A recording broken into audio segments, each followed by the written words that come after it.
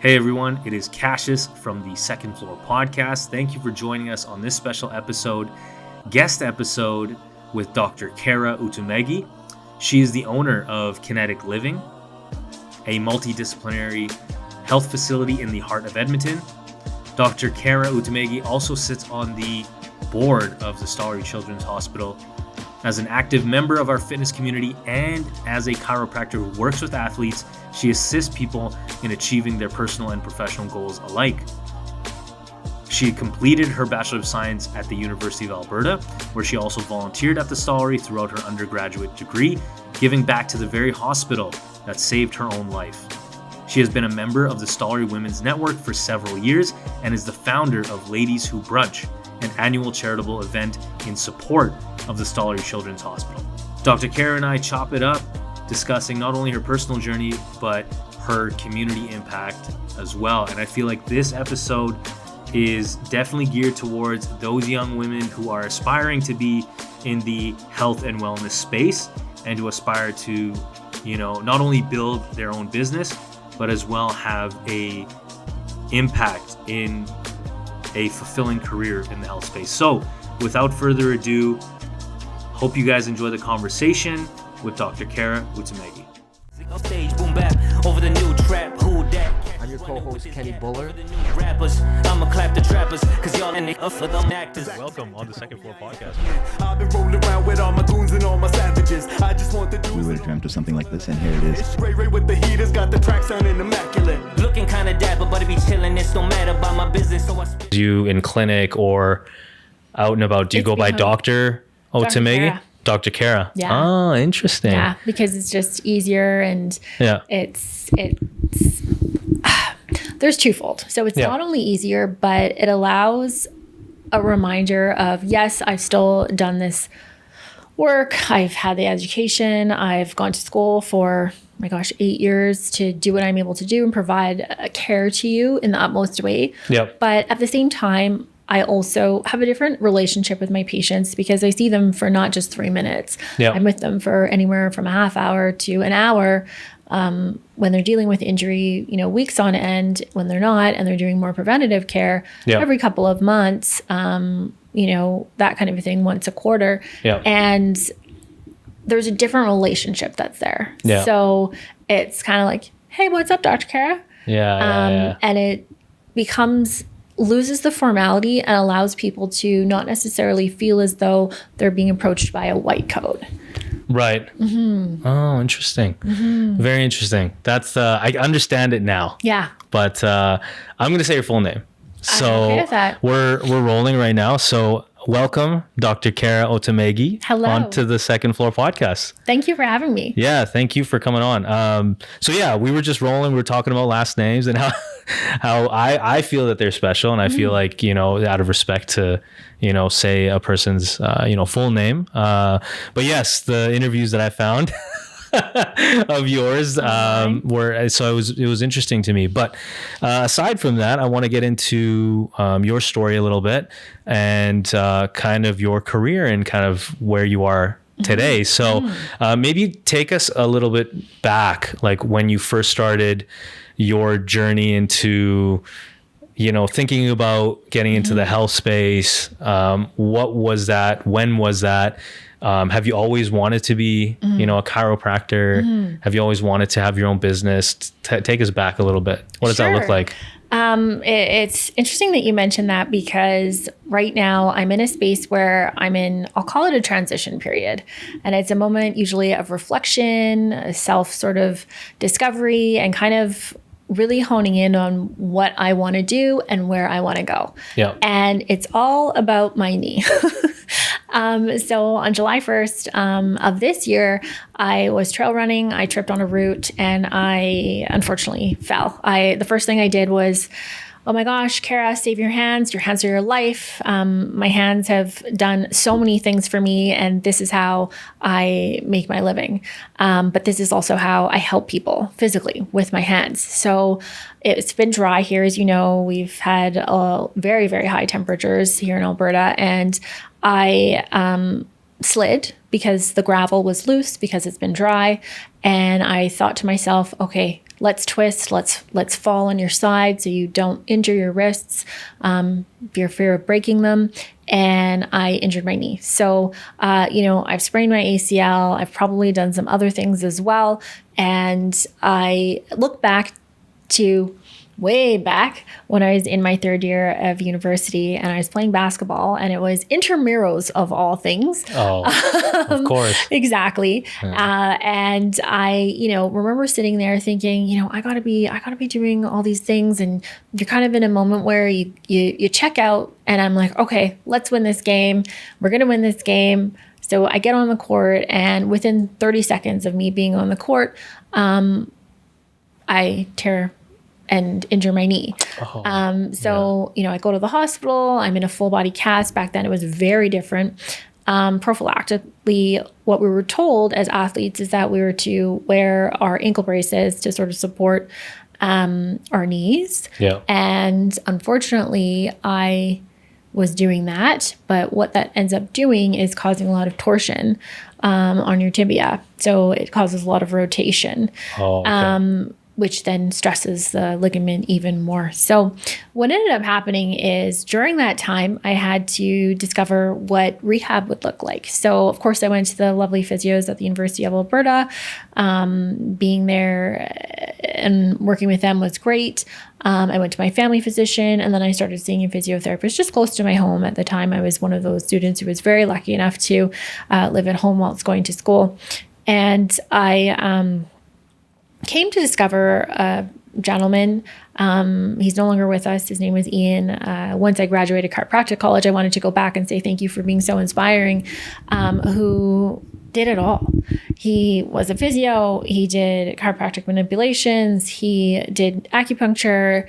And I was like, I can do this. You are amazing. Yeah. And during that time, when I was trying to decide physio, chiro, what does that look like? I applied to both. So I didn't get in at the U of A, but I got in London, Ontario, at University of Western Ontario for a thesis-based master's program. And I was actually just going to research what I do. Or what happened to me, which was ACL injury in the post-secondary collegiate athlete, age 18 to 26, whilst undergoing their menses, wearing prophylactic braces. It's essentially this microcosm of events that sort of led to the injury. And I was like, well, let's figure out why. It has been heavily researched now. All of those things are applicable. So if you're on your period, your ligaments become more lax. Of course, the hormones have a huge effect on that. If you are wearing the ankle brace, you don't see basketball athletes wear this anymore unless they actually need it. Right. It predisposes you. And then just being gangly and sort of that kind of a thing. Yeah. So I share this story because what ends up happening is you often find yourself guided. So I'm sure I would have found my career in that way, but it was my own personal experience in healing that led me to realize this is how I want to help others, because I didn't know how to appropriately navigate the space. And I'll be honest, a lot of people still don't, especially here in Canada. We're really working hard to create a healthcare system that's going to allow us to not have people fall through the cracks. And I kind of want to be that glue between the cracks. So this is why I chose to go into this path. So you're probably like, okay, so you applied to physio. Now, what about chiro? So I moved out to London, Ontario, very interesting city. And I, enrolled. I have my sort of their one card equivalent. And at the time, I don't know if you remember, but there was a bit of an economy downturn and the funding got cut. And so I had to make a decision. Do I stay and take electives? This wasn't the plan. But I had also met and shadowed a chiropractor. And I thought to myself, okay, what's the difference? In the province of Alberta at the time, chiropractic was actually, a portion of it was actually covered by Alberta Health. And not only that, I wanted to be a diagnostician. So I wanted to be able to requisition for imaging, things like x-rays, MRIs. I wanted to be able to diagnose illness. And I wanted to sort of work in a way that I could still work with my hands and heal the body and really be hands-on. So back then, during that time, physiotherapy was largely passive. So there would be a lot of sort of heat, interferential current, modalities, if you will, that were used. And I thought, I'm not really wanting to do that. I kind of want to go with a more exercise-based rehab program. There, of course, is a lot of sort of flack that the profession does get, but I think that if you look at any profession, it kind of is the same thing. You're really going to have a good and a bad side of things. It's really the person that makes what they do amazing. Mm. Yeah. Wow. Yeah. So that's kind of how I found it. And then because of the funding, I moved on to chiropractic college and moved to Toronto and lived my Toronto life. The Toronto life. Hey, so how long were you there in Toronto for? So I did my 4 years, and then I commuted to McMaster in Hamilton, Ontario to complete acupuncture for a semester, and then I stayed an additional year. So I'd probably say I was in Toronto for a total of about 6 years. Okay. Yeah. Wow. So quite some time. Yeah. Mm-hmm. So how does this journey tie into Kinetic Living? Yeah. Is this sort of a sequential way? Am I correct in saying this is going into Kinetic? So where did the idea come from? How were you inspired by it? What led you into that? So when I started school, I had made a board. I actually made a dream board.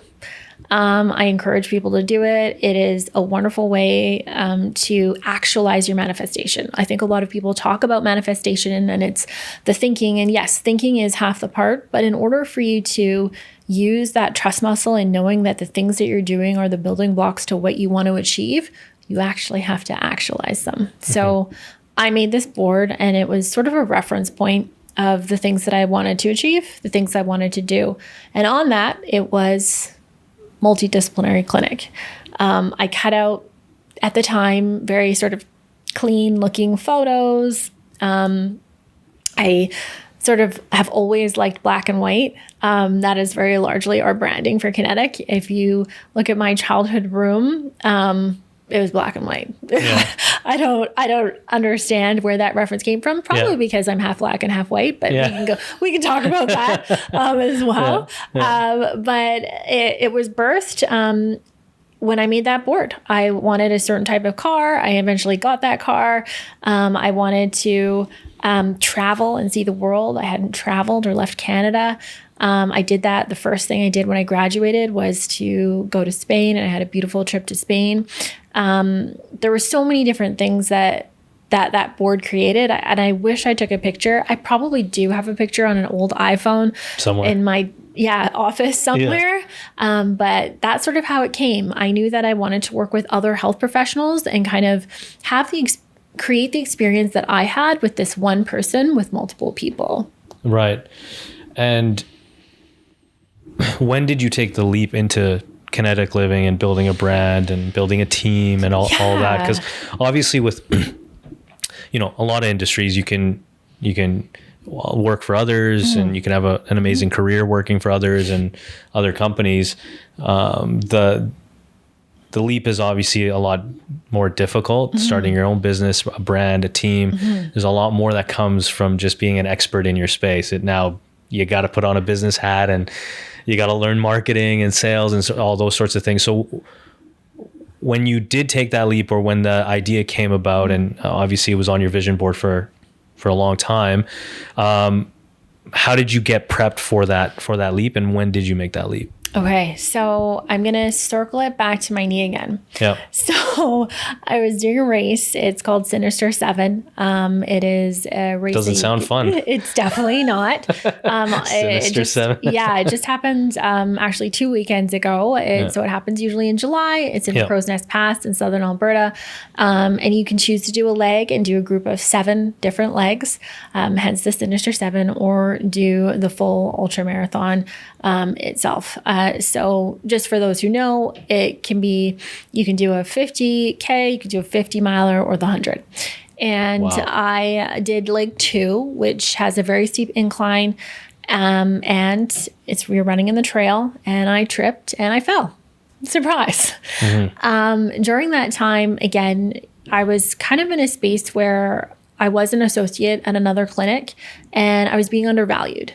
I continuously would ask, how can I sort of be a part of the business? What could I do to really, learn more? What could I do to even just be inspired myself and to grow myself as a person?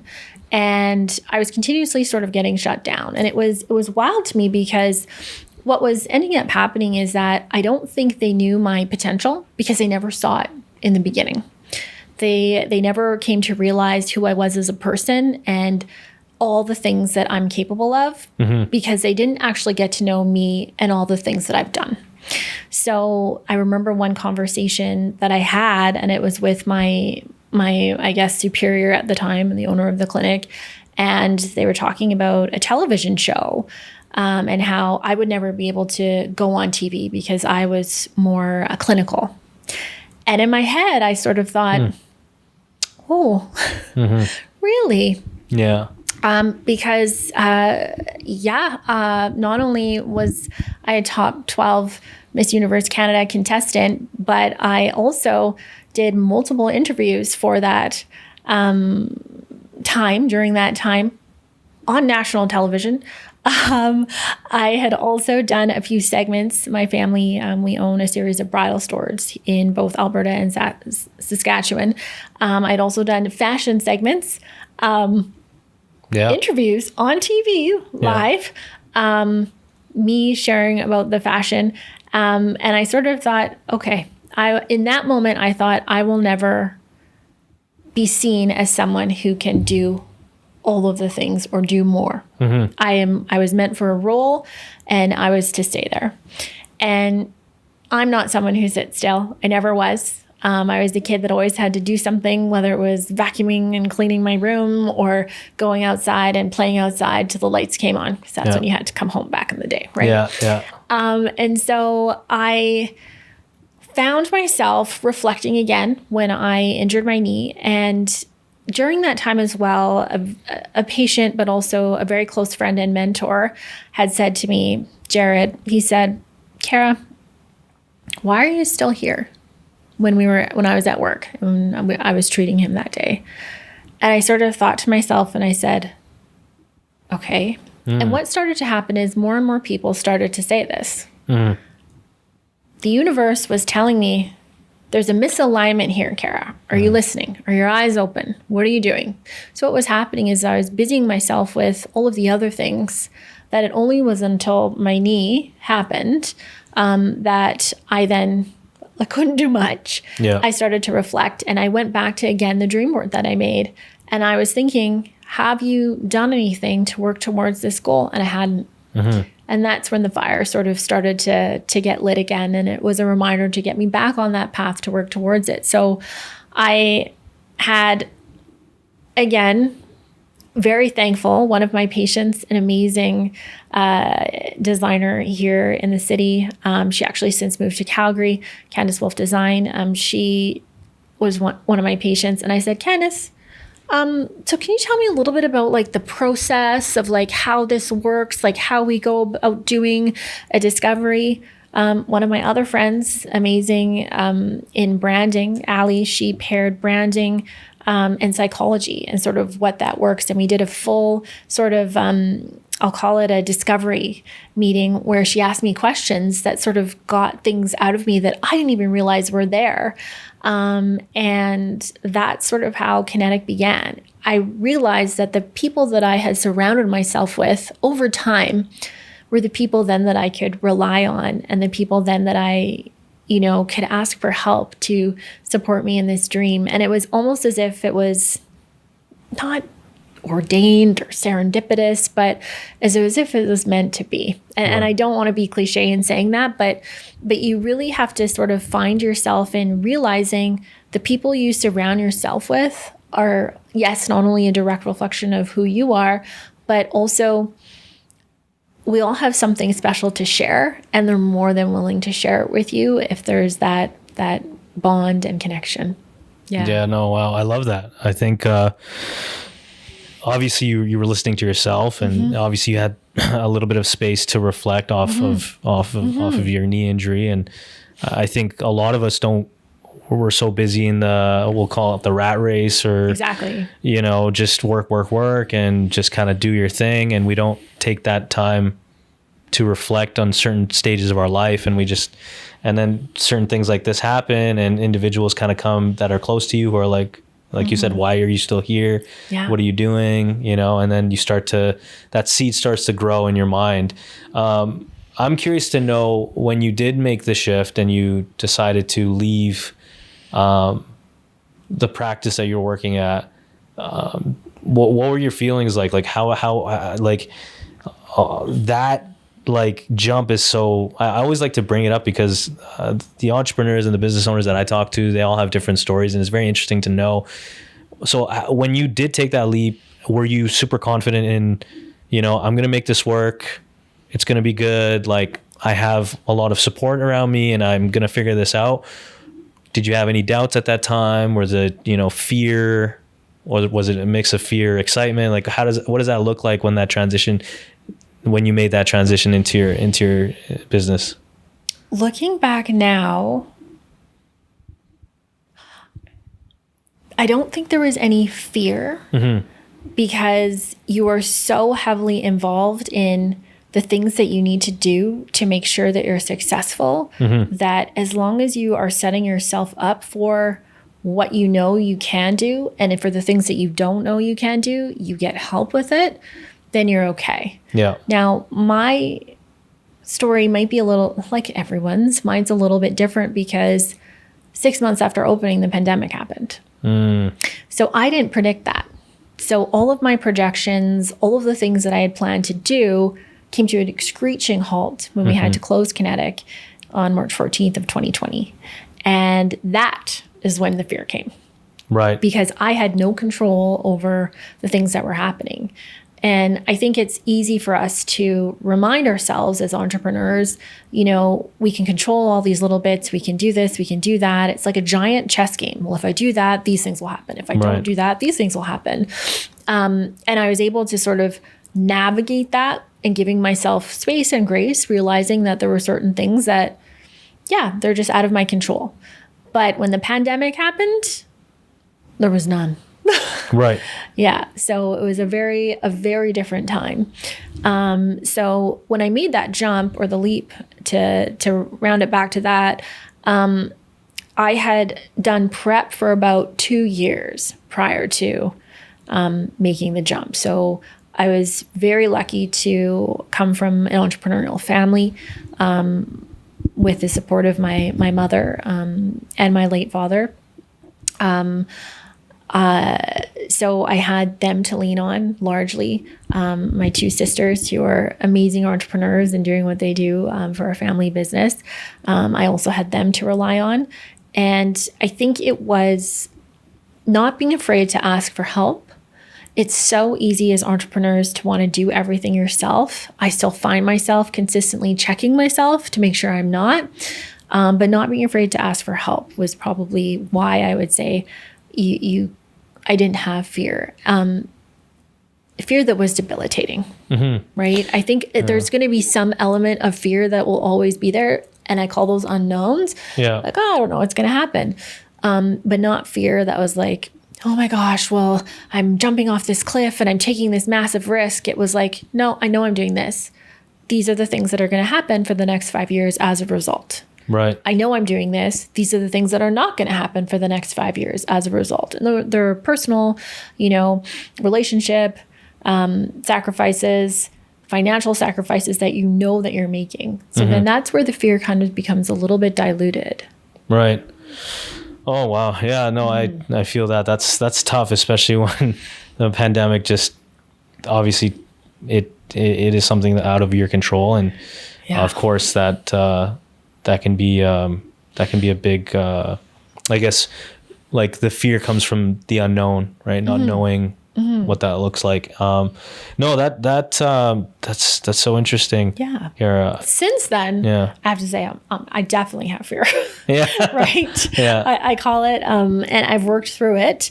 But now it's sort of like, well, what could happen next? Yeah. Right.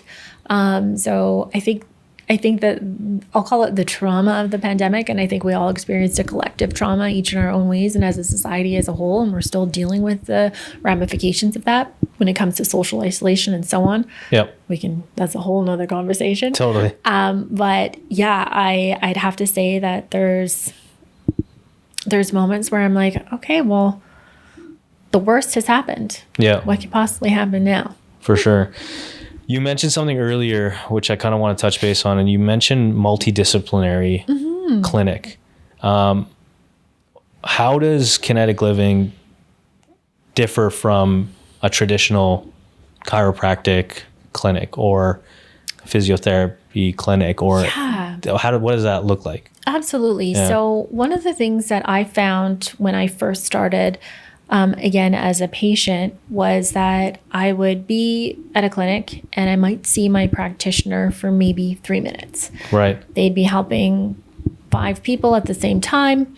I'd be on ice. I'd do my exercises by myself. And I'd sort of think, this isn't cool. Yeah. This isn't something that like I really want to have to deal with because I can do this at home. What's the point? Yeah. And realizing that their expertise, these practitioners are experts, my goodness, in their own field. I was like, well, what would it look like if we were one-on-one? Mm-hmm. What would it look like if, you talked to the chiro and talked to the massage therapist and talked to the acupuncturist and we all worked as a team? So our one-on-one sessions are not 3 minutes. You are with someone the entire time. You're with us for half an hour, actually. And that's a bit rare in the chiropractic world. Oftentimes it's a quick little adjustment and you go. So while that's great and the adjustment is going to help with mobility, there are other things that are needed and that you can do to ensure that each person is being looked at from a holistic standpoint. And so that's sort of where I developed the spotlight, which is 30 minutes, and the overhaul if you're needing a little bit more care during that time, which is an hour. Right. And during that time, we're doing soft tissue therapy, adjusting, exercise rehabilitation, and so much more. So typically, like you mentioned, an individual or a patient won't see their practitioner because practitioner is working on maybe multiple people at a time. Mm-hmm. Back in the day, most definitely. Back in the day. Okay. No, that's very interesting. And how, I guess, from when you started, how has Kinetic Living evolved throughout its journey? Have you changed many things? Have you just stuck to the pillars of what you've initially created? What does that look like from a Kinetic Living standpoint? I think our evolution has largely been with our team. We've got a great team right now, and they're sort of our core, if you will. We work really well together. The culture is amazing. I think that our evolution has really been with our community involvement. So one of the things I wanted to ensure as well is that when I get care, I don't want to see my practitioner at the grocery store and they just kind of do that awkward smile. Like, okay, yes, I know you, and I'm going to keep going, and I'm not going to look. Wrap up my oranges. Exactly. That's awkward, and that's not who I am. So I really wanted to ensure that treatment goes beyond the treatment room. And I've always been a firm believer in a community that you support supports you. Yep. So if that means we're showing up and cheering on at a race, or, we're giving that high five, we're providing complimentary care at the end of the race. We just did that at a race called 5 Peaks this past weekend. That energizes me. And it also is an energy back to the person who you've seen for the last few weeks gearing up for this race. Maybe they were injured, they didn't think they'd make it, and they crossed this race. They crossed the finish line. There's something so powerful in that connection beyond treatment that allows you to really become a caregiver in a different way. Mm-hmm. Yeah. How are you doing? Doing all right? Probably by half an hour, I'll start to become more like we're going for coffee, which is good. And I think that it's hard sometimes because it's so easy to turn into that. Yeah. My sisters joke and they call it, my bell voice. And And that's hard to step away from. I'll call it performative Kara. Performative Kara always has to be on. Performative Kara is the person that, you see on TV doing the Mighty Millions launch. Or maybe the person who has to do a speech or a eulogy or a presentation. But then what's great about having these longer appointment times is I don't have to be performative Kara. So for example, today, a mom and son came in and I got to see them, and they're like, "Oh, how's your niece?" And I'm like, "Oh my gosh, I FaceTimed her this morning. Look, she was wearing a Spider-Man outfit doing math." Yeah. Right? When you realize that there's so much more to a person than their injury itself heals. And this isn't just me saying like some juju stuff. Yeah. There's something healing about the injury that goes beyond what it actually is, if you include that as part of your treatment. And we don't get that a lot from our mainstream medical sort of model. We just don't. Right? Totally. What would you say, Kara, is has been your biggest challenge within your career? Would it be building Kinetic Living? Would it be something personal? Would it be, I'd love to know what is that challenge to you that was either with your business or personally? Yeah. So the first thing that steps out to me, and most people who know me would know this, is I don't really rest. And unfortunately, and I say unfortunately, us entrepreneurs, we often find ourselves getting caught in having to always create, innovate, do more, be seen, do this, do that, especially in our world that's so tied to things like social media presence. And, that's just a couple of things. There's always a worry that if you're not necessarily in it or being seen, or if you're not present, that you're forgotten.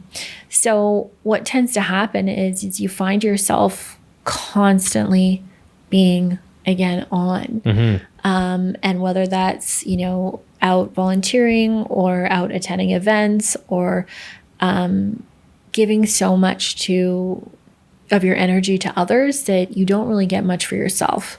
And so over the course of my career, I've noticed that I definitely toe the line of burnout. I probably have experienced it, specifically having gone through a pandemic for some time, and it's real. You get sick all the time, you're unwell, and if I'm sick, I can't take care of my patients. If I'm sick, I can't take care of myself. So I really would have to say it's finding this happy medium and defining what balance really is, because it's so easy to go so far into the workspace because I'm used to doing that. I've done it my whole life. The hustle, the grind, people call it. Yeah. And I think people are realizing now that grind culture isn't necessarily the best way to be. Yeah. And I commend, Gen Z for saying things like, I'm gonna, and those boundaries are often hard to find when you're in a, at least corporate environment. I'm not in a corporate environment. I'm in if I work, great. If I don't work, not great. Yeah. Kind of a situation, right? Totally. No, I feel that. Being an entrepreneur myself, I feel that, and I know that off switch is difficult, and that it's not everything, or like you feel like it's something that you need to latch onto. Like if I'm not doing something, then I'm not being productive. Right? Yeah. And it's okay sometimes to just sit and watch a show. So, for example, I have a television. I don't watch it since my current injury. I downloaded Crave for the first time. And I'm a huge nerd. I've been watching House of Dragon. But even when I'm doing that, I think to myself, okay, I have to be on my computer. I should be doing this. I should be doing that. I should be doing this. Multitasking while the show is on. And we never really shut off. And, I think that oftentimes there's an illusion for for those who aren't entrepreneurs and maybe just have that 9 to 5 and more sort of, I'll call it security in their job, thinking that we get to do all the things. Well, there's a cost for doing that, right? Yeah. I don't leave my work at work. My work comes home with me. So not only today will I have seen 17 patients, but now after that, I get to go home and, check the billings. Is there anything missing? Do all the emails that maybe I didn't get to, plus all of my other roles and responsibilities outside of Kinetic itself. Yeah. So it's very interesting when you sort of look at the idea of entrepreneur, because people always think, oh, you must be so lucky. You're always on vacation. Yeah. I, for the first time since the pandemic, took up my very first vacation of more than 3 business days. So normally what I would do is I'd add a day on, since you can make a weekend out of that and maybe have 4 days. So 3 business days. And the last time I did it, I was doing a race. I was doing Ironman. I vacationed with my family to Jamaica. That was the first time I had done it in 5 years. Wow. And people are like, but you're always on vacation. And I'm like, no, I just really make use of my long weekends. Yeah. And I think that's sometimes also the illusion of social media, right? Social media, you're able to create a personal brand for yourself, and your personal brand is a direct relation to your business. Yeah. And so I think, for me, I showcase all of it, ups, some downs. I do like to keep my private life private.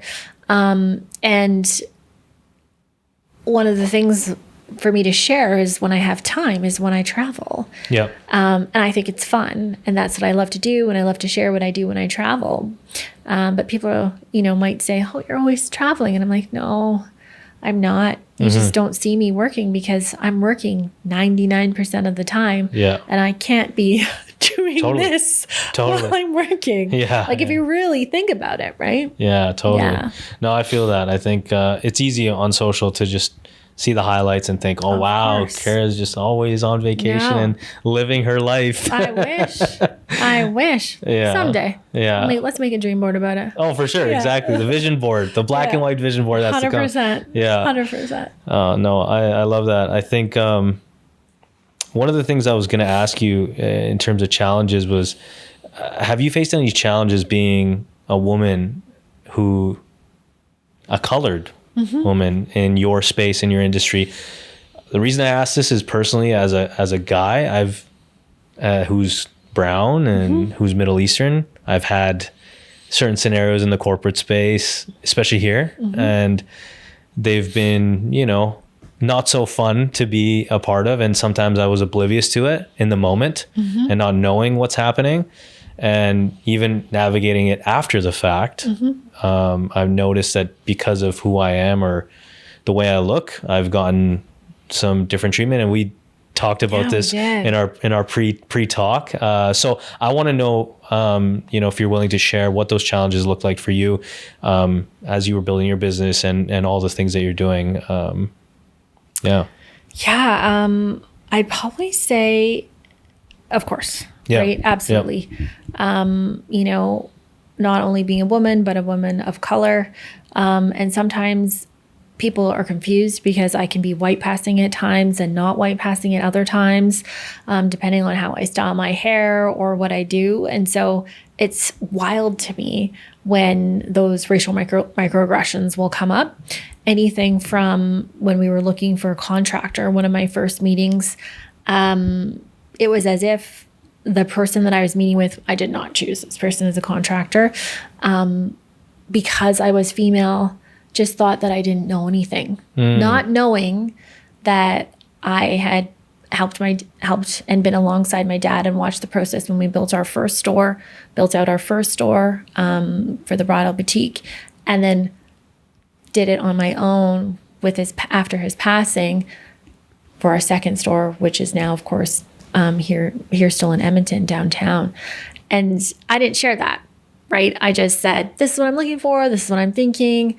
And the contractor, you could just feel it. It's that ick feeling that you get. And I thought, no, I'm listening to my intuition. I'm not working with this person. Absolutely not. We're just not going to go here. One of the biggest challenges I'd probably say is oftentimes when I show up in spaces, there really isn't anyone else like me. And I'm sure you may have experienced this. I don't know anyone else here in Edmonton that does what I do. I'm one of the people who, in my mind, have been one of many firsts. So I was the first Black Lululemon ambassador, Black female Lululemon ambassador. I was the first Black female board trustee with the Stollery Children's Hospital Foundation, first Black female multidisciplinary space owned business, and part of a family, of course, Black owned business with our bridal stores. So experiencing those firsts, I don't realize sometimes the impact that you have, but I also recognize the challenge in, if I don't do it, who will? Yeah. If I don't do it, how am I going to pave the way? The microaggressions at first, when I was much younger, so in my 20s, I kind of just let them happen and I wouldn't actually say anything. Now I will say something. So I remember once I was chatting with a landlord, and we were just chatting about sort of some things that were happening in the building with some of the other tenants. And oftentimes when people don't feel like they're being heard, they will talk over you and interrupt you. So this particular person did exactly that. And, you know, I flashed back to what I would do as a kid. And normally I would sort of be a little bit fearful. I would start to sort of feel like, okay, maybe I don't know what I'm talking about. Maybe there's something else going on that I don't know about. And I was like, no, I just paused and said, excuse me, I wasn't done talking. And people kind of get taken aback when you stand up for yourself and create the boundary. Yeah. So I just do it more often now. Right. If I feel that there's a microaggression happening, I will say something. There's a challenge, of course, that comes with that. I think that a lot of times there's stereotypes tend to play out. I remember once we were having a team meeting, and as a leader, you're not allowed to, and I say you're not allowed to, is because people sometimes forget that you're human. So showing human emotions like being upset, anger, vulnerability, sadness, all of those things, it for them is like, whoa, what's happening? What are you doing? Aren't you supposed to just be completely stoic the entire time, no emotion, like a robot? Yeah. So this person at our meeting had then sent me an email and said, oh, you know, you were just so angry. You were so upset. And I thought to myself, was I? Because as you and I are talking right now, and for my friends, I rarely raise my voice. I might say pointed words if they're meant to be said, but I won't ever display that emotion, because anger for me gives us no solution. It's there's no point to it. Yeah. Was I upset? Absolutely. And I don't think people allow us oftentimes to be upset, because the stereotypes that's created is, for me, as a Black female, is the mad Black woman. And it's what we've seen in media. It's what we see time and time again. And it's slowly shifting. But you know, I think back to movies, and that's always what it was. The movies of my time, so early 2000s, late 90s, there was always a Black woman yelling at her husband. Yeah. Right? Like, think about it. Totally. It always was the case, or her children, or something to that regard. And in my head, I'm like, okay, so I get that that's what you're seeing culturally, but what does that look like? So yes, to answer your question, there's been definite challenges, and those are just a few examples. I don't necessarily feel like I always want to be the one holding the shield and sword. Yeah. But I will, if I have to tread that path to ensure that people who look like me, who are much younger, don't have to deal with what I've dealt with in my lifetime. For sure. Yeah. Wow. Thank you for sharing that.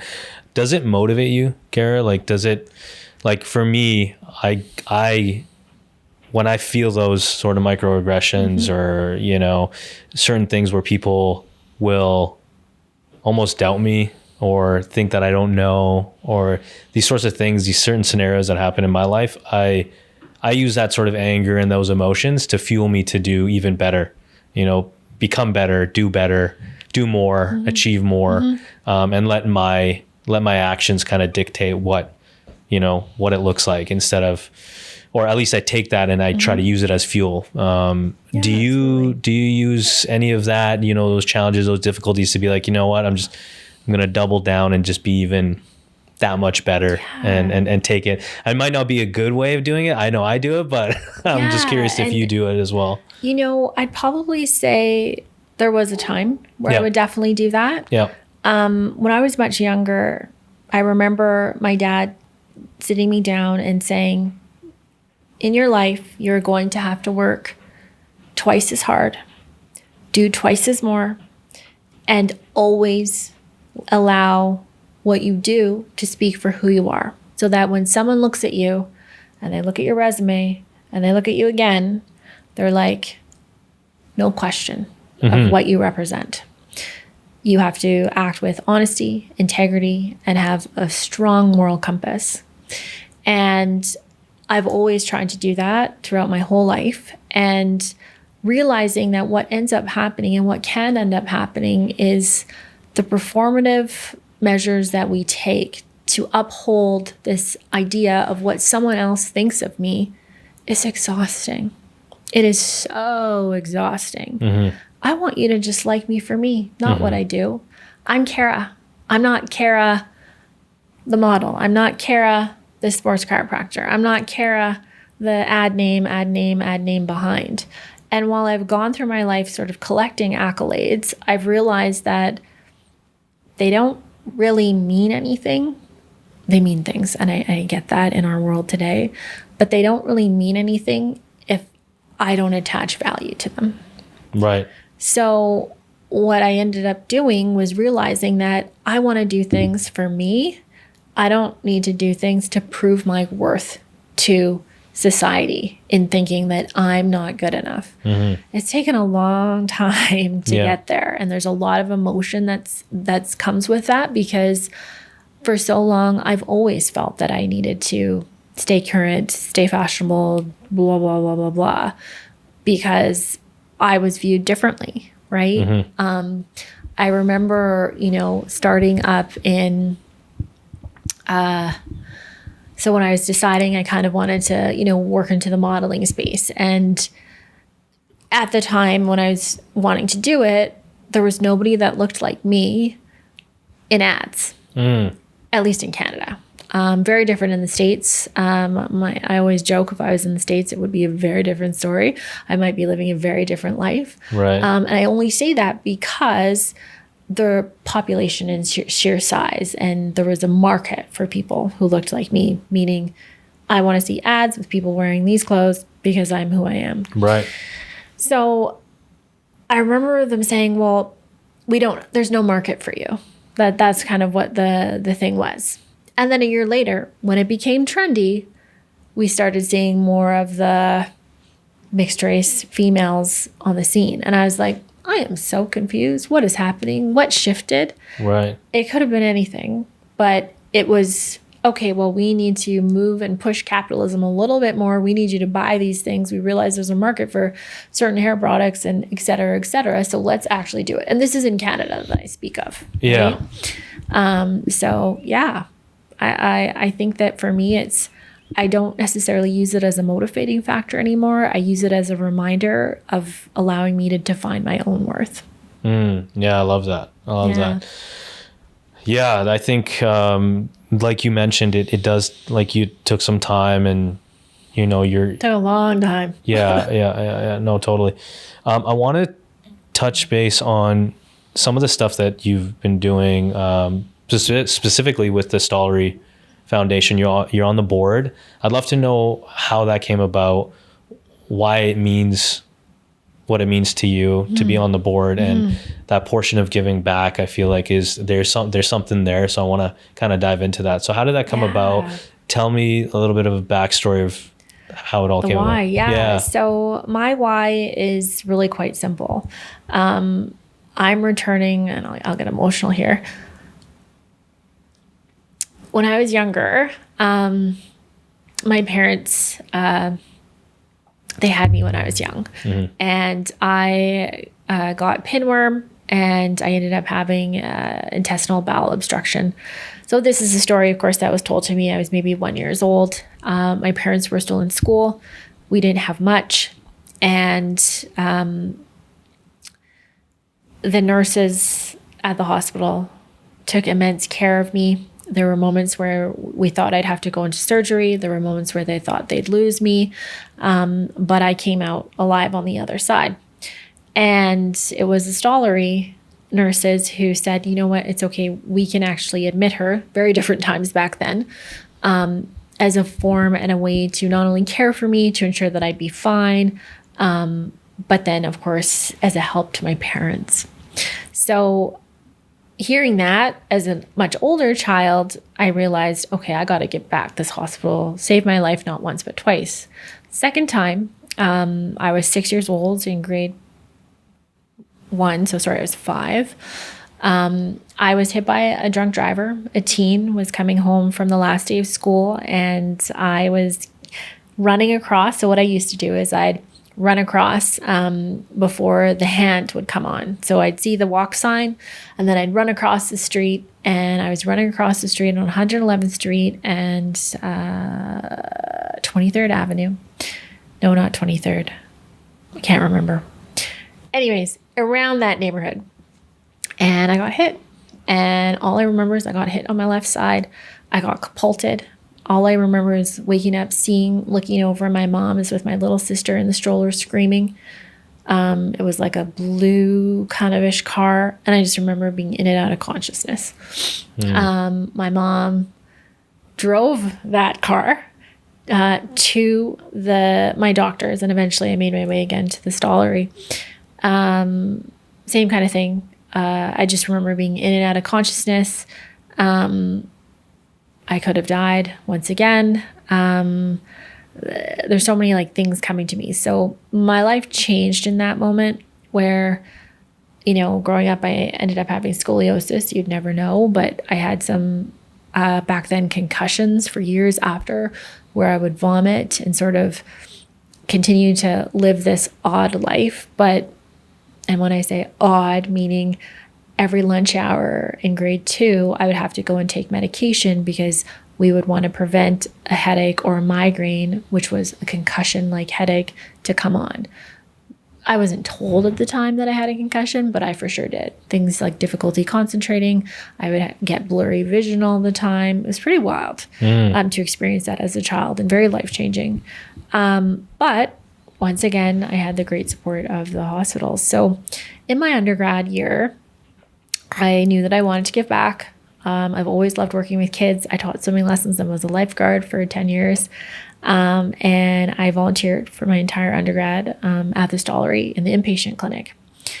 And during that time, I met so many different kids, but one of them sticks out. And we were playing video games, Mario Kart, on N64. That was a console back then. Oh, I love that. Yeah. I used to have N64. She was this sweet little girl. I don't remember her name, but all I remember is, okay, and we'd have conversations. Okay, so, are you excited about tomorrow? Tomorrow, she was going in for brain surgery. She had a tumor. Yeah, but if I don't make it, and I'm hearing these words come out of a 6-year-old's mouth, I'm going to be okay. And my mommy and daddy are going to be okay. And everyone's going to be okay. Wow. How much strength do you have to have as a child? Yeah. Facing possible death in 24 hours due to something that you cannot control, to then just sit with me and play a video game? what? Yeah. Who are you? And where is this coming from? And the strength that I saw in this little girl was something that I always refer to back to when, you know, I make life decisions or things like that. Whereas I can do this too, kind of a thing. She didn't make it. I didn't get to see her the following week. So I volunteered once a week every day on Thursday mornings from like 11 to noon. And that was really hard. So realizing that I've had this ongoing connection, when I finished school in Toronto, I came back to Edmonton. I knew that I wanted to do something, and I immediately was like, okay, Stollery.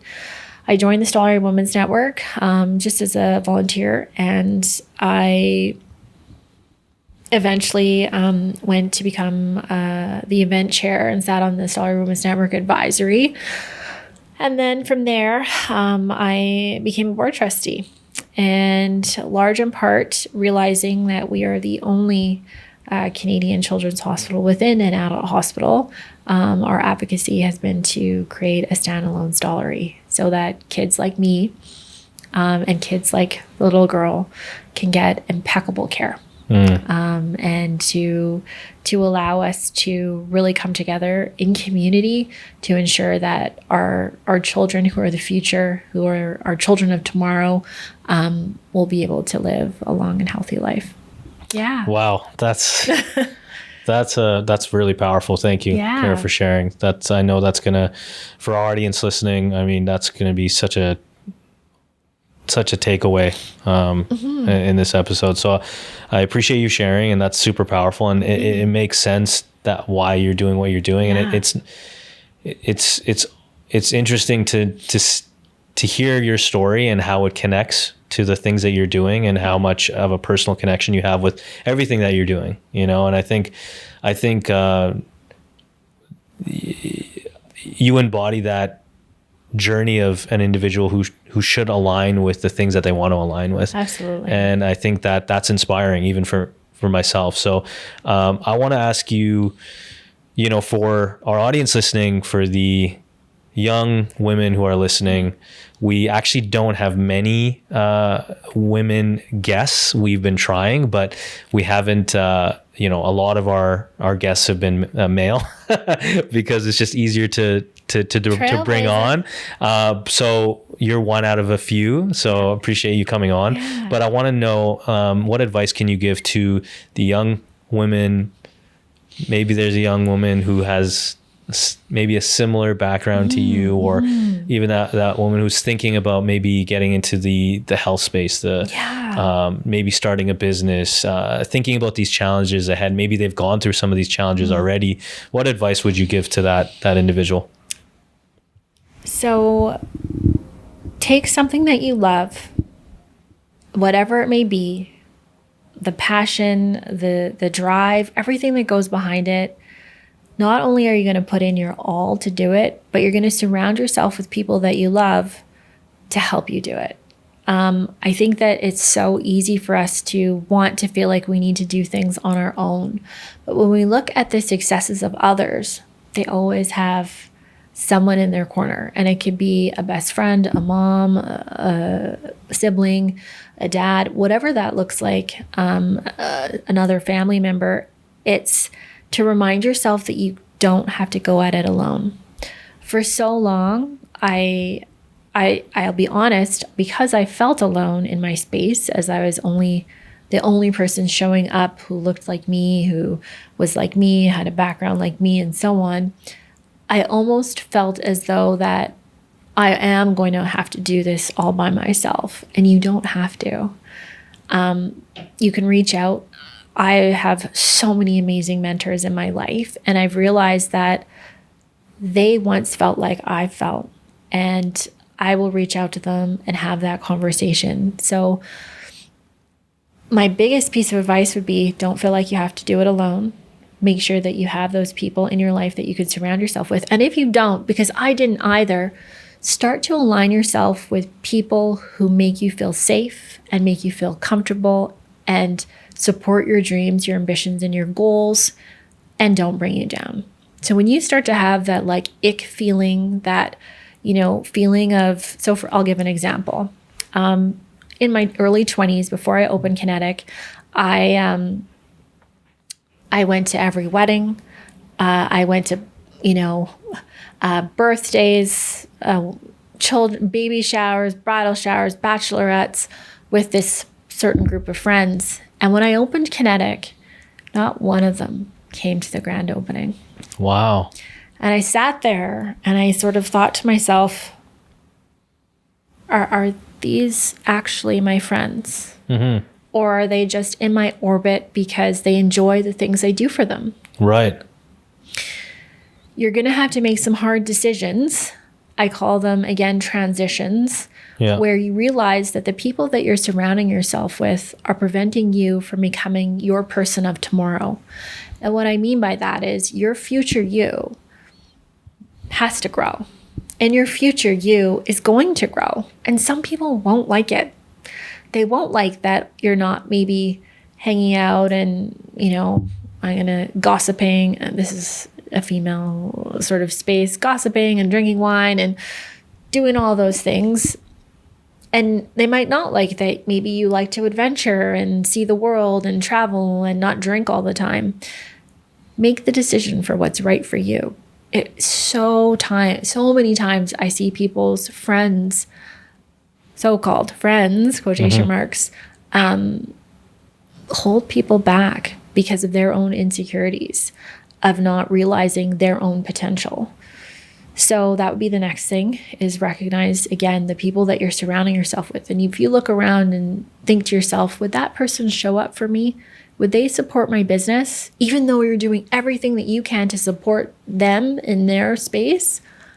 If they don't, then they're a selfish friend and they're not really a true friend to you. Mm-hmm. So surround yourself by people who are in alignment with what you're doing. So if you are feeling like, I don't know how to do this, you will open yourself up to the universe to make a friend to allow you to do that. So when I was sharing my story about how Kinetic started, I had made friends who were my resources. I had made friends who believed in me. If I stayed with those friends who couldn't even come to my grand opening, I wouldn't have been able to do the things that I've done in my life. For sure. Yeah. That's incredible advice, Kara. Yeah. So thank you. Thank you for sharing that. I think that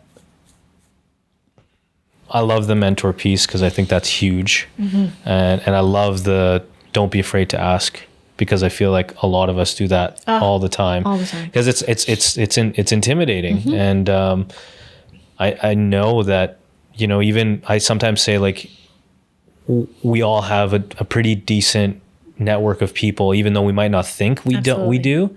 And I've had to remind even myself to be like, hey, like, I don't know a certain thing in business or something that I'm struggling with currently.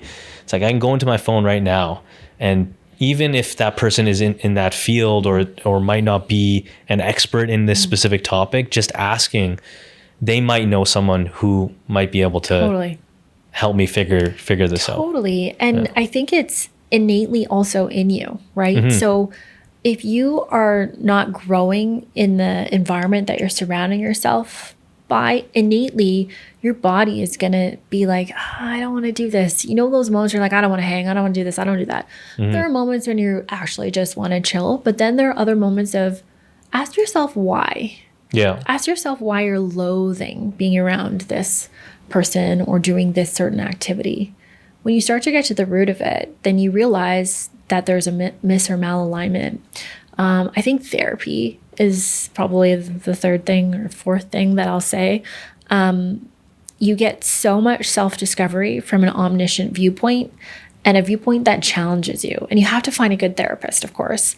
When you have that viewpoint that challenges you, the decisions that you make, you begin to look at them not only from a different perspective, but as an entrepreneur, you are your business, right? Mm-hmm.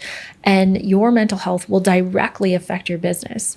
So if you don't have that omniscient presence, and what I mean by that is if you can't look outside a situation and say, okay, well, this is this kind of scenario. This is how I normally react. This is why I'm reacting this way.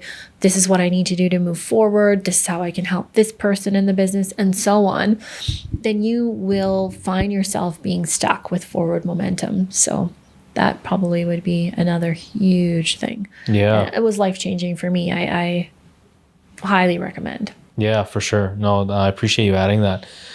What does the future look like for you, Kara, both personally and business-wise, foundation, anything you'd like to share about what we can look forward to in your journey?